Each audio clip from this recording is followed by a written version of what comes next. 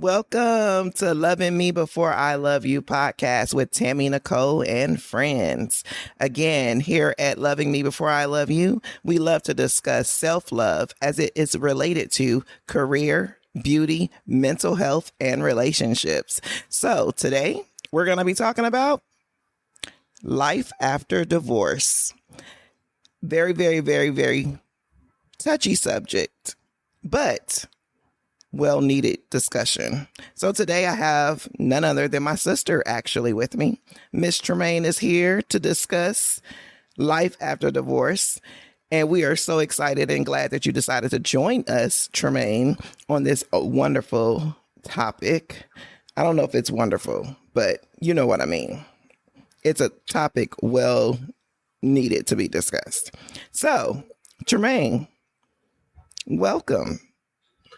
Welcome. I'm so happy to be here on my Big Sis podcast. You doing your thing, girl.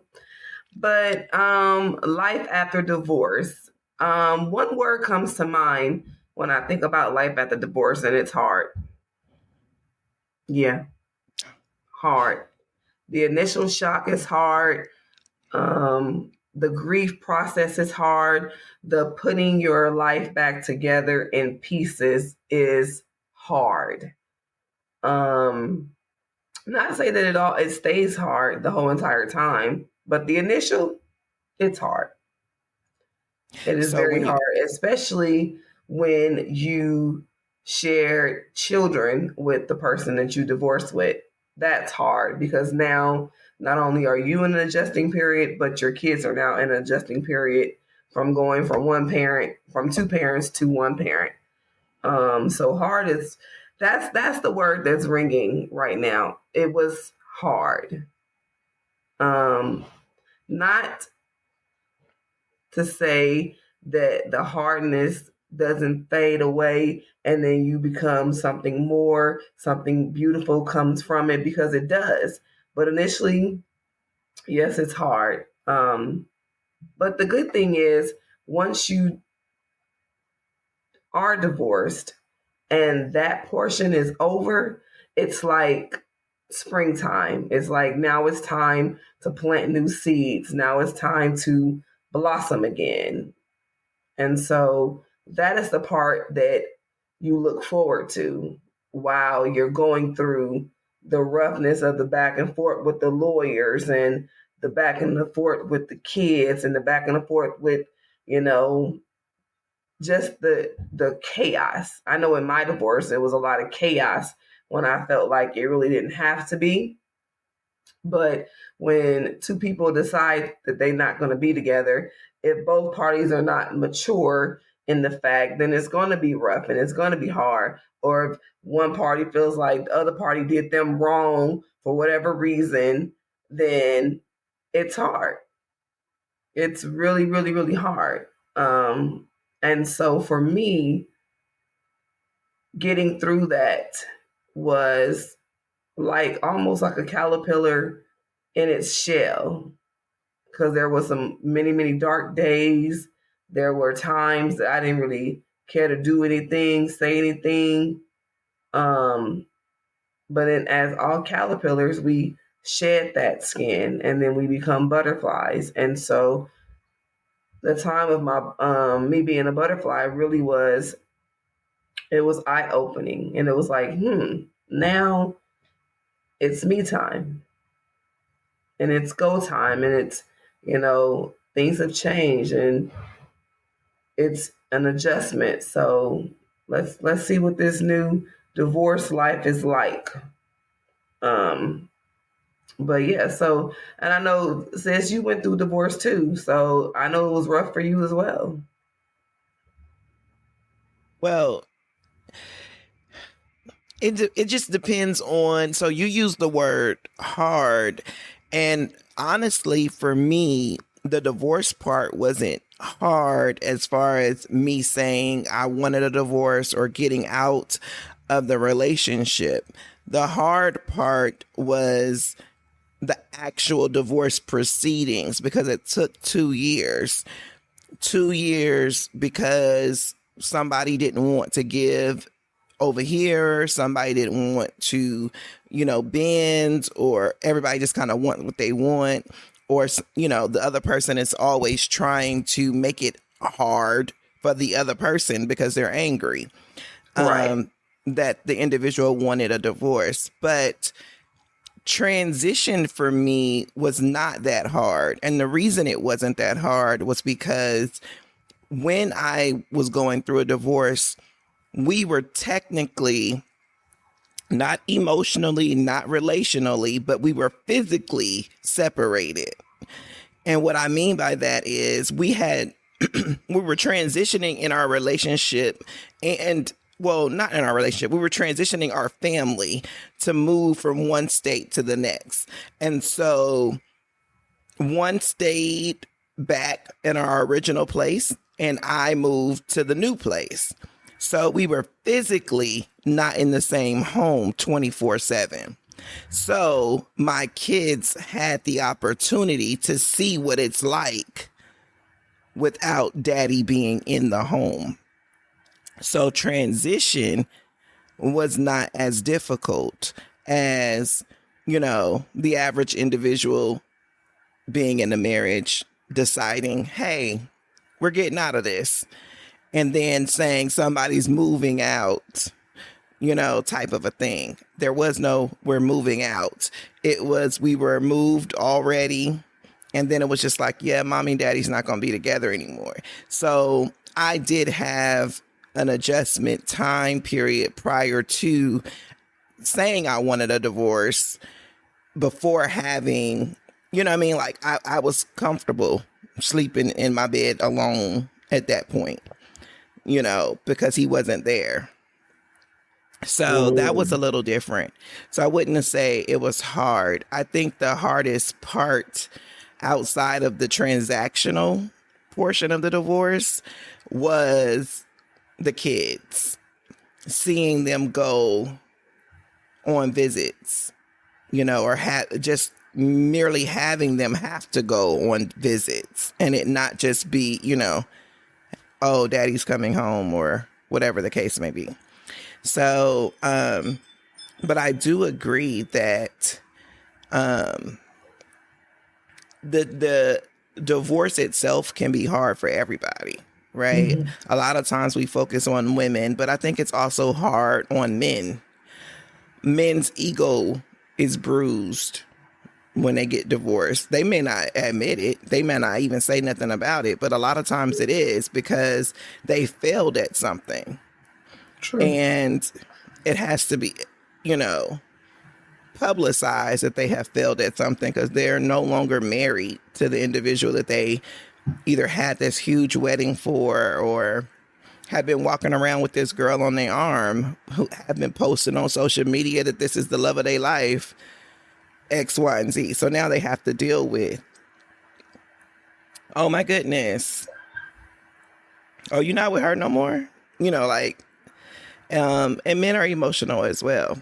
But when we look at after divorce, what is like, I know for me, I grieve because I was the one asking for the divorce. I grieved it prior to asking because it was more so like I was going through the motions of, am I going to really ask for this? Do I really want this on my own without saying anything? And when I came to the conclusion, no, this is what I must do for me because I'm 100% unhappy. I'm 100% unfulfilled. I've asked, I've given, I've done all I can for, in regards to this relationship. So I grieved it first and then I asked for it. So going through it was not as hard.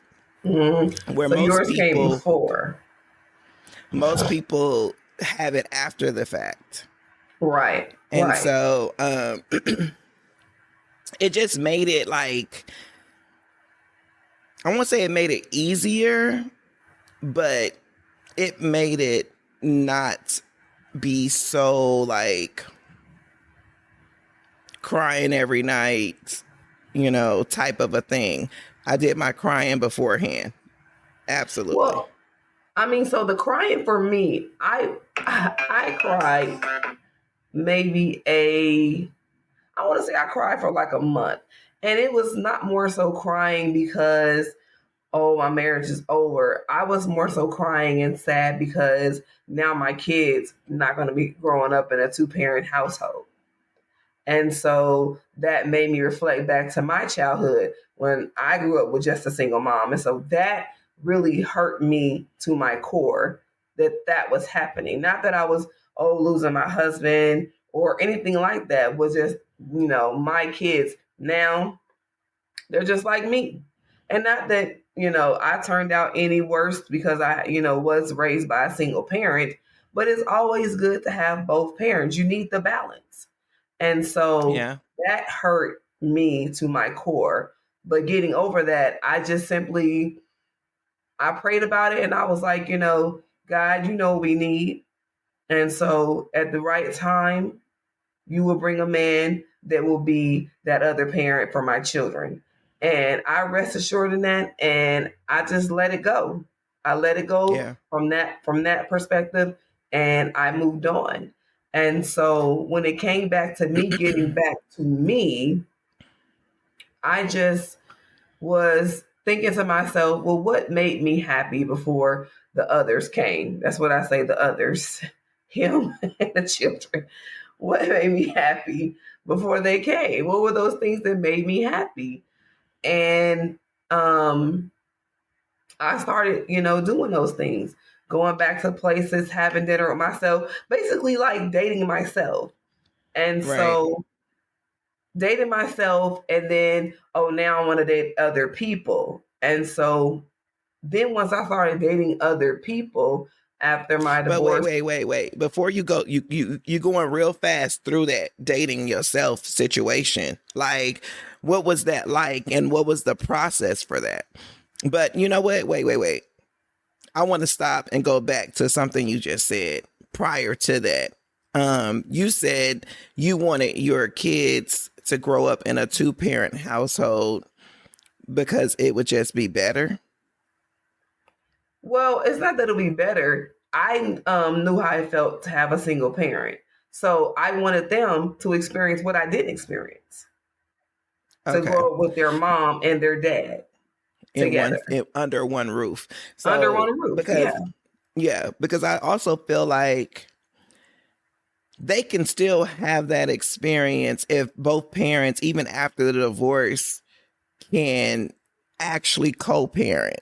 You know what I mean? Like, I think that process is also important, that they will co-parent to the point of not allowing the children to suffer and feeling like they had a complete loss versus giving them transition and saying, hey, it's not a loss, and you still have daddy, you still have mommy. Mommy and daddy still work together for your needs. And they're able to see, okay, I don't necessarily have to be able to live in the same household to work together with someone for a common goal. And the common goal being them, their success, what they're going after, being supported, what they're participating in, etc. So I also think that after the divorce, it is very important that the two parents mature and go beyond the hurt. Well, see, Go that's the beyond the part. Having them to mature, even if one side is mature and the other is not, then that makes it even more difficult because they're still living in the hurt or, the failure, as you stated about with the men. And so, but you're right. Once that can happen, then they can have a two-parent house, a two-parent still co-parenting situation, which is what I right, the currently have experience. now. 6 years, 5 years after. So it took time for both parties to mature to get to that place where we can all both go to parent conferences and we can both support the children in whatever they do without there being any drama or issues. And so time takes for that to mature. But right after the divorce, that was not there at all. It was nothing but drama. But 5 years in, after divorce, yeah, we can definitely do, birthday parties together. We can do this together, but that hurt has to heal and that maturity must be there as well. So now Yeah. today, my kids do have both parents. They go to their dads on the weekend. If they have something at their school, their dad will come and support them. And so, which is a huge weight off of me because now I don't have to be at two places at one time. So even though my kids go to the same school that I currently teach at, it's still a pull because how do I be at your grown-ups with donuts and your grown-ups with donuts? I'm going back and forth when it comes to award ceremonies, things like that. But if I say, okay, Dad, you go to Callie's and I'll go to Calvin's, and then we can swap, or it really takes the weight off. So co-parenting with a mature mindset is a huge thing in making sure your children grow up the way that they're supposed to grow up. Absolutely. Absolutely. It teaches them a lot. It Does. teaches kids how to move through conflict and adversity after the fact. It teaches them you can make a wrong decision. It teaches them that mistakes happen, wrong decisions happen, and you can recover after. So you did go into saying that you started dating yourself. What did you find to be helpful in that process? I already heard you mention that you went to do stuff you used to do prior to getting married and having kids. Yeah. I mean, So talk about that process. I would hang out with myself and hang out with friends. So like I'm the type of person, I like to do things. I am not a homebody. I want to be out in the streets. I am for the streets. And so she's not for the streets, guys. I am. And so I don't feel like, though I love hanging out with my friends, but let's say right now I want to go to brunch. I could call you and say, hey, let's go to brunch. But then I got to wait for you to get dressed, put your makeup on. I'm already ready. So I'm going to brunch. You can meet me there when I get there. But by the time you get there, I've already had my mimosa on number 2. So, going out, having brunch, having lunch, having dinner with myself, and then, oh, you know what? There was a movie out that I wanted to see. Let me go to the movies. And I know a lot of women say, how do you go to the movies by yourself? Well, the way I see it, when I get there, it's like being at home watching TV. Yeah. So, and it's like being at home watching TV. Yeah. Right. I could talk about the movie with you and you and you and girl, did you see that? Girl, no. So going to the movies was a big thing for me. Going skating was a real big thing for me.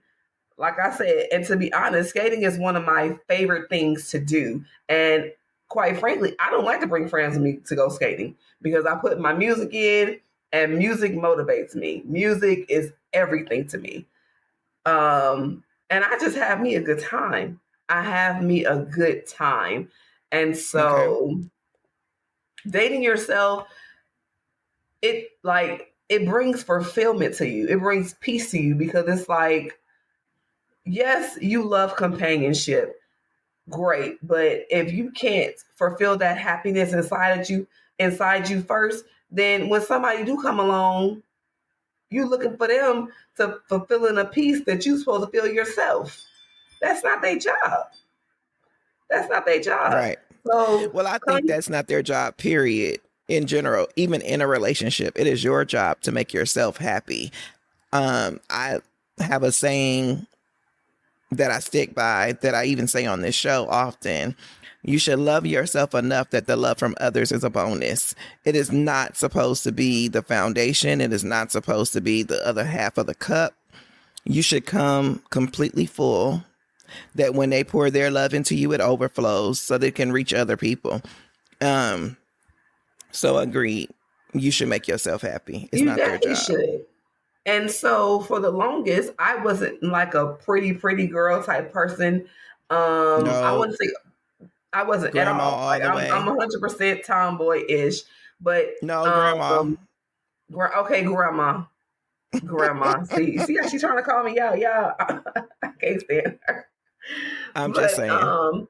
so in like I feel like the pandemic, because it's after my divorce, the pandemic really opened a lot of eyes, for me. And so for me, it brought out my girly side. I had a close friend who would always, whenever she leave the house, she looked good. Makeup looked good. Lashes looked good. Hair looked good. And so this is my friend. I'm just watching her like, Frank, I really like, how you present yourself. And I'm like, well, shoot, I can do that too. And so during the pandemic, though we were going nowhere, I took time to learn and teach myself how to put my makeup on, how to put lashes on. And so that for me was so fulfilling because I was like, wow, It I made you look good feel with good. makeup. Yeah. Wow, I look good with lashes.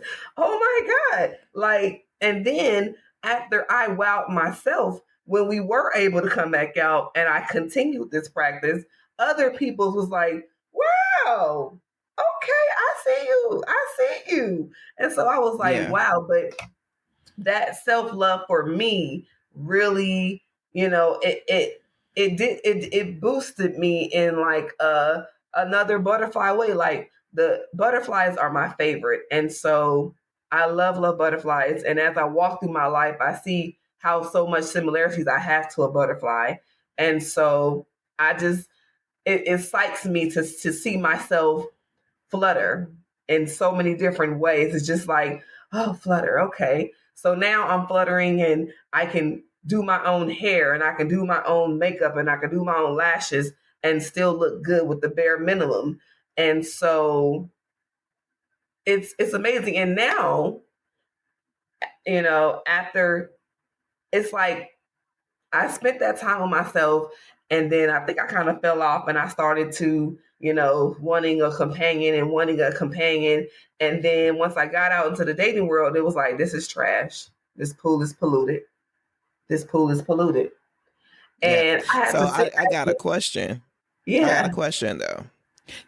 In the dating yourself and all of that, did you ever go back into the what happened to the marriage to lead to its dissolvement? Like, did you ever go looking within yourself saying, what part did I play?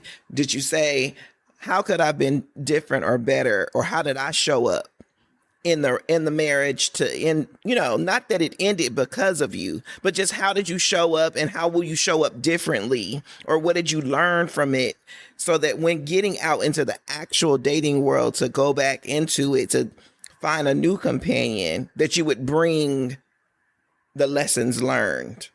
Like, did you do that process? So, yeah, I did. I did. And what I basically came to the realization was I probably didn't give all of myself completely in the way that my partner wanted me to. I was only giving myself in ways that it was convenient for me. Mm, Um, and so maybe I can try to change that going forward. I know we like to do things that are convenient for us. Um, we interesting. do. We do. Interesting. When I looked back, for me, the lesson for me was not being my authentic self. Um, Not that I was being fake or misleading or giving something that wasn't true. I just wasn't being authentic to me. In other words, the things that I didn't like when I was dating, I didn't say nothing about it. I just kind of let it, go untalked about, we ain't talking about it. It's like, oh, okay, that's him, and kind of moving on.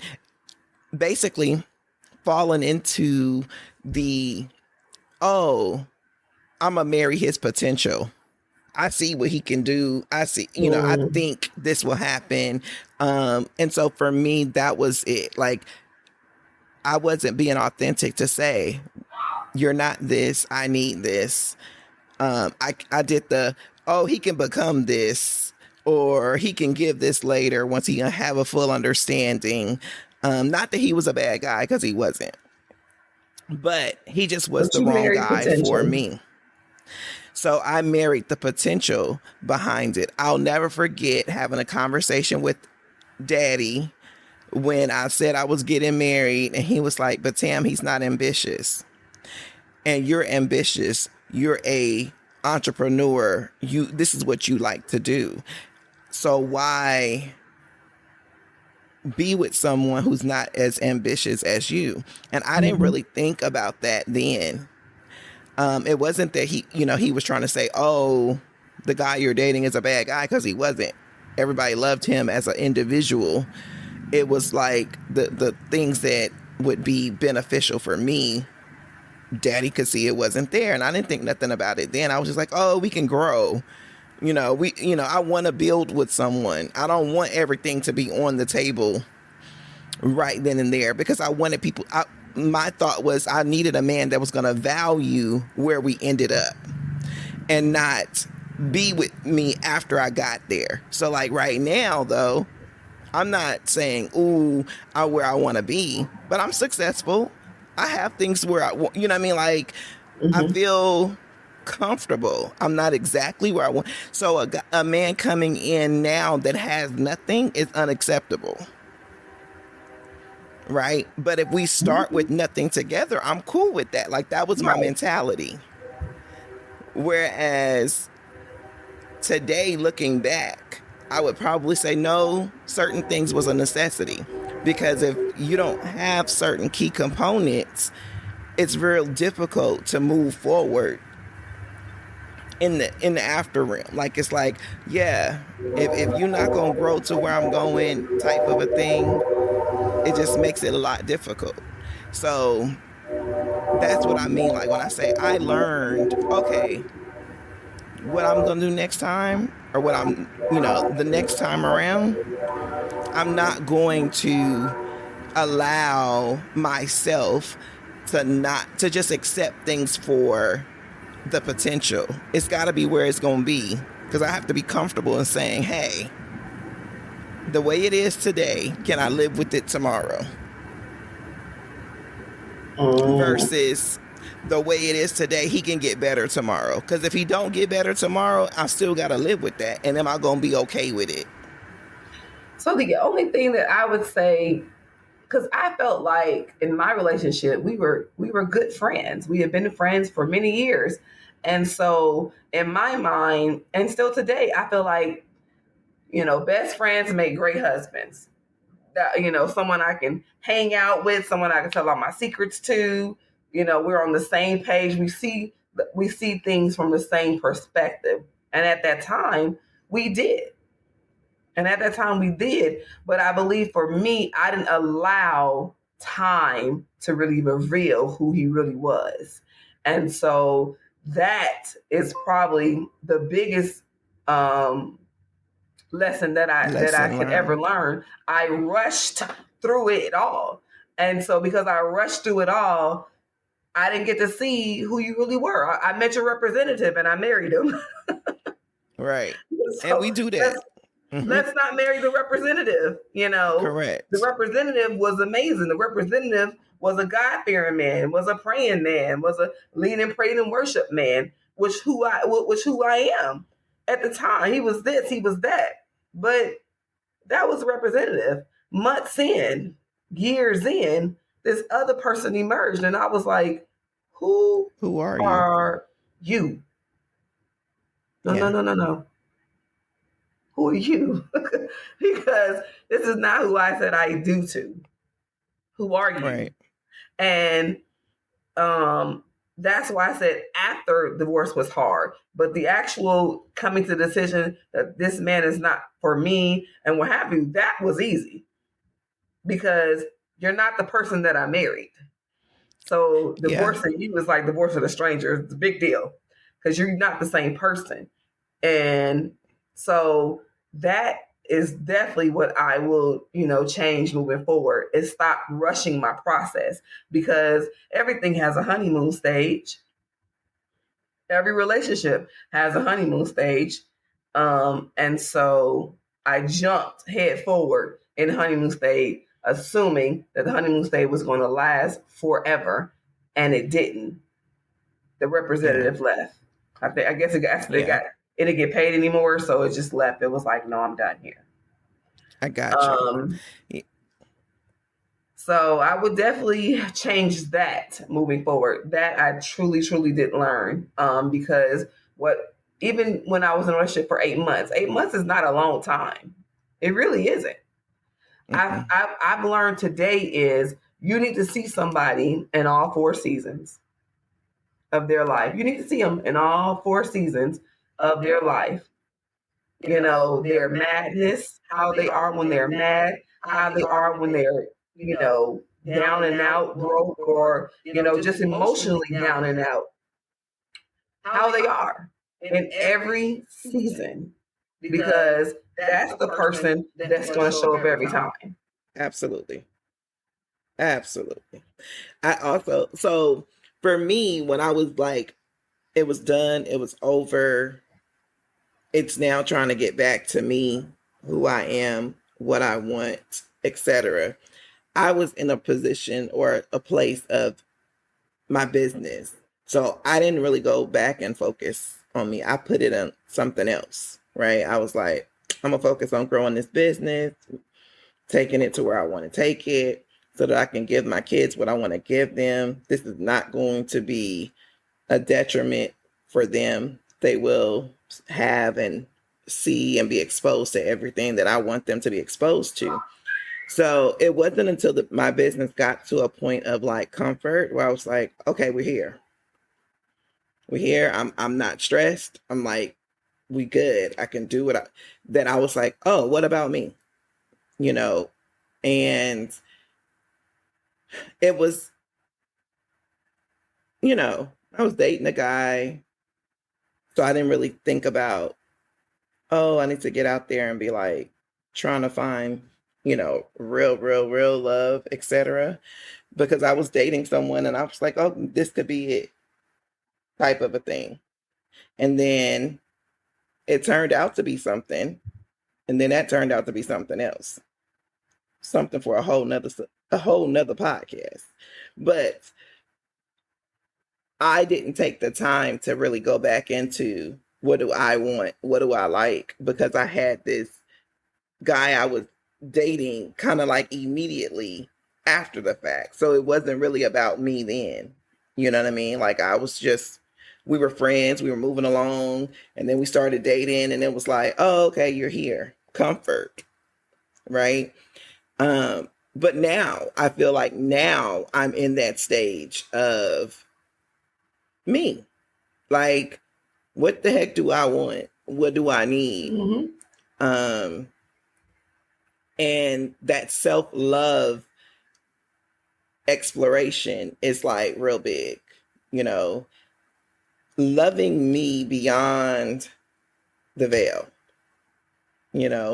loving me beyond what people see on the day to day, loving the core, the character building, all of that became super, super important because I'm raising a daughter and because I'm raising a son. I don't want my son to not know what self-love looks like on a woman when he's up and out and dating and trying to find a wife himself. And I don't want my daughter to not know what self-love looks like as a woman, that she presents herself in a way that says, you know what? I'm enough, regardless if anybody else thinks so. But I also teach my son to love himself. Like, I think that we don't talk about self-love in men a lot. We always want the woman to love herself. We always want her to be super feminine. We always want her, to show up in a certain way. But the man is just like out here prowling and picking from these great pickings of women. But he got to love himself too. in order to not Absolutely. accept a woman that is, you know, oh, like just everything wrong. I'm not going to, like, he needs to be able to identify that he matters too, and he can't get a woman that's going to run over him or dictate his life, etc. Her role is a helpmate, not a visionary. She can have a vision for her own life, but she can't be the visionary of a Mm-hmm. household. And so, and I said it, and I'm probably gonna get flack for it, but it's the way God set it up, not my fault. Talk to him about it. So he made the man the head of the household. He didn't make the woman the head of the household. So it's his vision that you're supposed to add to. It can incorporate your vision, but it ain't supposed to be your vision. That was free. Pay me later. But Yeah. I'm just saying. but but self love, like you said, it's very, very, very important, and it may look different from for different people. But I don't know. I love self love. I'm at a stage, like you said, where I'm just loving on me. I'm loving on me. I do what I want to do every time. My kids go to their dad for the weekend. Baby, I'm loving on me. Whether loving on me is doing Uber Eats and driving for Uber Eats, that's making money, yes, but I get joy in that because I'm bringing people food, and food bring me happiness. So here you go. Here's your container of happiness.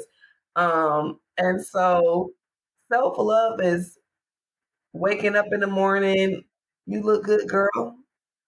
I love you today. You gotta tell yourself you love me. I love you, girl. Yes. Drink you some tea. I love you, girl. Whether you're fat, big, ugly, love you. You gotta love yourself. You have to love yourself. Because how can you expect somebody else to love you and you don't even love you? That's Can't do it. true. And I think that we also fall into the notion of not knowing what loving us really is. So we are always projecting that the other person is supposed to show us because we have things like social media and the news and movies, etc., that have gave a depiction of what love looks like. And a lot of us just kind of we want what we see, but most of that is not necessarily what we need. It just looks good. But until you do it for you, you don't know if it feels good. You know what I mean? And so I think that we have to Right. learn how to give us what we need in order to be able to show others how what we need from them. Like there's the whole love language situation that's out there. Most of us don't know what our love languages are, but we're so built thinking that whatever love we need is what we're supposed to give to somebody else, and that's not true. I can be quality time and physical touch as my top two because I really do feel all five love languages belong to everybody. It's just prioritizing what's most important of the five. Mm-hmm. But quality time and physical touch are my top two. That does not mean that the man that I date that needs to be their top two. Their top two can easily be acts of kindness and words of affirmation. Mm-hmm. And but when I love on him, I need to love him from that position of giving acts of kindness, acts of service and love and words of affirmation in order for him to feel love. And then vice versa, he needs to give me the quality time and the physical touch. So it's really about knowing where you are in your love language and knowing how to provide it as well as articulate what you need from it. We don't really do that because we're so busy just wanting what we see versus getting an understanding of what we need and providing it for ourselves. So quality time and physical touch being my love languages, I have to spend time with myself. I have to show up for myself. I have to support myself. That shows up as consistency. That shows up being available for me. So what does that mean? That means when somebody else need me and I ain't gave time for me to myself, I can tell them no. Mm-hmm. I don't have to show up for you when I didn't show up for myself this week. I don't have to show up for you if I didn't show up for myself, because me come first as loving me before I love you. I gotta love me first. Like, and that's including my kids. I gotta love me before I can love them. And people say, oh my God, what did you just say Absolutely. that? I did. Because I can't even love them properly or teach them how to love if I ain't loving on me. Like, period. So I think we all, after a divorce, after the trauma, have to get back to who we are. I think also those that are married should to get to know who they are, even in that marriage, to stay married, to find out, is this what I need? So you can teach somebody what you need and not just be like, this is what they giving, this is what they dishing out, I'm just gonna accept it. I agree. And I feel like some marriages were really tested during the pandemic because people had to sit in the house and look at the spouse that they chose. And it was like, should I really make this decision? And that's why we saw a lot of divorce rates during the pandemic, because people started realizing this is not who I thought he was. And this is not No, who I thought she was. no, they just spent more time together. See, the problem is most of us was moving, shucking and jiving, and we don't spend time with each other. So you don't know who people Right. are. It's like, oh, these 2 hour dates that you go on every other week when you're dating them does not make you get to know them. That's why time is of essence, to make sure that you know an individual. As you mentioned, I got to see you in all seasons of your life. The seasons got 4 seasons, and we as people do too. So we got to see you when you angry. We got to see you when you lose something. We got to see you when you happy. We got to see you when you're sad. And like, what do you do? How are you reacting? So I agree. Yeah, absolutely. Absolutely. But I mean, like I said, I am in love with me. I'm in love with me. I love her. I love her. I love her as TT. I love her as Sierra. I love her as Tramaine. I love her as hey girl, hey girl, hey. I love me. Okay. I love me when I ain't got nowhere to go. I love me when I'm got somewhere to go. When I'm doing something, when I'm doing nothing. I love me. I love me when I'm in the shower. I love me when I'm in the bed. I love me when I'm outside. I love me. And you have to love you before you love anybody else. Absolutely. There is no other way around it. Yes, exactly. And I think it takes growth and maturity to get to that point. But it's always my goal that we strive to learn that self love is the key. It's the key to everything, because it follows us from career, it follows us through beauty, it follows us through mental health, and it definitely follows us in relationships. So I want to take the time to thank you for coming to share with us and put all your business in the street, because it's in the street now, girl. And help encourage women that are going through divorces, women that have come out of divorces, that get back to you is the key. Because as we say over here, loving me before I love you is essential. Have a great day, everybody. Come back and see us next week. Well, thanks for having me. Y'all be safe out there.